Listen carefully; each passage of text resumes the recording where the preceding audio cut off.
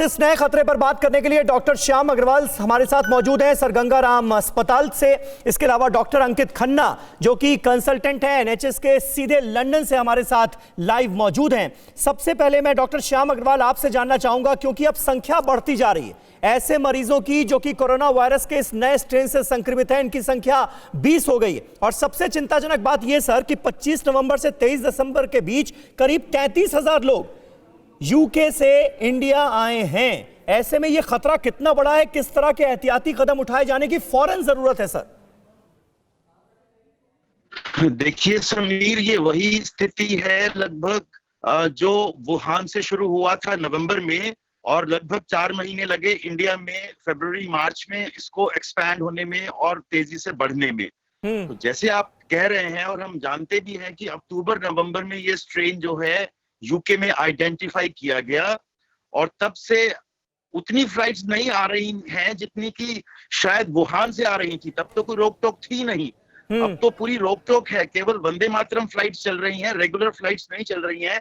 और जैसे आपने आंकड़े बताए कि लगभग 2 महीने में 33,000 लोग आए हैं जी, और उनमें से अब ये कुछ लोग पाए गए हैं, क्योंकि अभी इशू क्या है कि हम केवल जीनोम सीक्वेंसिंग से इनको पकड़ पा रहे हैं, और जीनोम सीक्वेंसिंग अभी इंडिया में केवल हफ्ता पहले या 5 दिन पहले ही इस ट्रेन के लिए शुरू किया गया है। तो अब जीनोम सीक्वेंसिंग को करना हर एक मरीज में जिसमें आरटीपीसीआर पॉजिटिव आता है जी, तो वो कोई आसान नहीं है।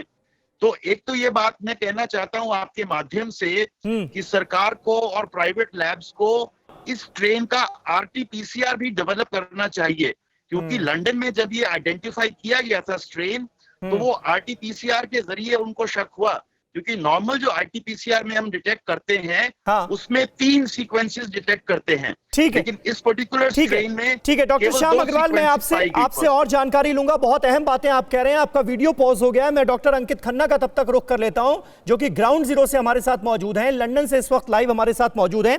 डॉक्टर अंकित खन्ना, क्या ये चुनौती जो है जिसका जिक्र अभी डॉक्टर श्याम अग्रवाल कर रहे थे, इसका सामना लंदन में भी किया क्या डॉक्टरों ने? क्योंकि जीनोम सीक्वेंसिंग की जरूरत पड़ती है, यानी ये कहा जाए कि एडवांस्ड वर्जन के टेस्ट की जरूरत पड़ती है। नॉर्मल आरटीपीसीआर से ये पता नहीं किया जा सकता कि ये नया स्ट्रेन जो है उससे संक्रमित है मरीज। कैसे इस चुनौती का सामना किया लंदन ने? जी समीर, गुड मॉर्निंग। जो डॉक्टर श्याम अग्रवाल ने कहा है बिल्कुल सही चीज है, क्योंकि यहाँ पर एक सिस्टम पहले से ही मौजूद था। इन लोगों ने पहले से ये पॉलिसी बना रखी थी कि 1 in 10 मतलब 10 में से 1 सैंपल को इररेस्पेक्टिव वो जीनोम सीक्वेंसिंग के लिए भेजेंगे। और ये जो क्रिया थी ये शुरुआत से चल रही थी, और इसके पीछे साइंटिफिक लॉजिक ये था कि हमें पता था वायरस म्यूटेट करता है, और जब इतनी बड़ी तादाद में वायरस फैल रहा था, इतनी ज्यादा संख्या को वो पॉपुलेशन को अफेक्ट कर रहा था, तो एपिडेमियोलॉजिस्ट यहाँ के मान के चल रहे थे कि over a period of time यहाँ पे म्यूटेशन आएगा। इसलिए शुरुआत से ही 1 in 10 सैंपल्स जो थे वो फुल जीनोमिक सीक्वेंसिंग के लिए भेजे जाते थे। अच्छा, पहले से ही सितंबर अक्टूबर में ही कुछ इधर उधर 1-2 सैंपल ऐसे थे जिसमें सिर्फ यही वाला म्यूटेशन नहीं, और भी दूसरी तरह के म्यूटेशन पाए जा रहे थे। लेकिन चूंकि उनकी संख्या बहुत कम थी और बहुत कम लोगों को प्रभावित कर रहे थे, इसलिए वो इतना मेजर पॉपुलेशन इश्यू नहीं था। आज की तारीख में ऐसा हो गया है कि अगर कल के आंकड़े देखे जाएं तो करीब 50,000 केस इन यूके में सामने आए हैं, जो कि फर्स्ट वेव से कहीं ज्यादा है, और उनमें से 80% जो केस है, 80% वो न्यू म्यूटेशन के पास सामने आए हैं। तो मैं ये कहना चाहूंगा कि यहाँ के सिस्टम ने ये पहले से ही सोच रखा था, और मैं यहाँ के ही नहीं कह रहा हूँ, और भी देशों के कई सिस्टम है, जैसे डेनमार्क था, नीदरलैंड था, यूएसए भी थे, वहां पर भी इन लोगों ने पहले से ही ये सोच रखा था कि म्यूटेशन कोई बहुत बड़ी बात नहीं है, ये होगा, और इसको पहले से पकड़ लिया जाए तो उसको। लेकिन डॉक्टर खन्ना, आप ये बड़ी बात कह रहे हैं कि पहले से इतने इंतजाम किए गए थे कि रैंडमली जीनोम सीक्वेंसिंग का भी टेस्ट किया जा रहा था, उसके बावजूद भी देखिए ना सिर्फ नए स्ट्रेन से जुड़े हुए केसेस सामने आ रहे हैं, बल्कि बहुत ज्यादा संख्या में सामने आ रहे हैं। जी, ये बात तो है, और इसका सबसे बड़ा कारण ये है कि मान लीजिए म्यूटेंट ऐसा होता कि ये पुराने वायरस से मिलता जुलता होता, लेकिन उसकी जो इन्फेक्टिविटी होती, उसकी विरुलेंस होती, उसको बच्चों में संक्रमित करने की क्षमता होती, वो बहुत ज्यादा डिफरेंट नहीं होती। तो ये हम इस तरह का सिनारियो हो जाता कि ये वायरस आता और वायरस उसके साथ रहता और वैक्सीन से अफेक्ट हो कवर हो जाता और चला जाता। ये इतनी भारी संख्या में जनसंख्या में इशू इसलिए बना है क्योंकि इसकी इन्फेक्टिविटी 70% से ज्यादा आई। इसमें थोड़ा सा ड्यूरेशन ऑफ स्टे हॉस्पिटल में ज्यादा आ रहा है, हालांकि इसकी मॉर्बिडिटी उतनी ज्यादा नहीं है, बहुत ज्यादा सीवियर डिसीज नहीं कर रहा है, और जो बच्चों को पकड़ना इसने शुरू किया। तो ये सब चीजें आप कोइंसिडेंस समझ लीजिए जिसकी वजह से ये इतनी बड़ी संख्या में आया है और हमारे हाथों से निकल गया।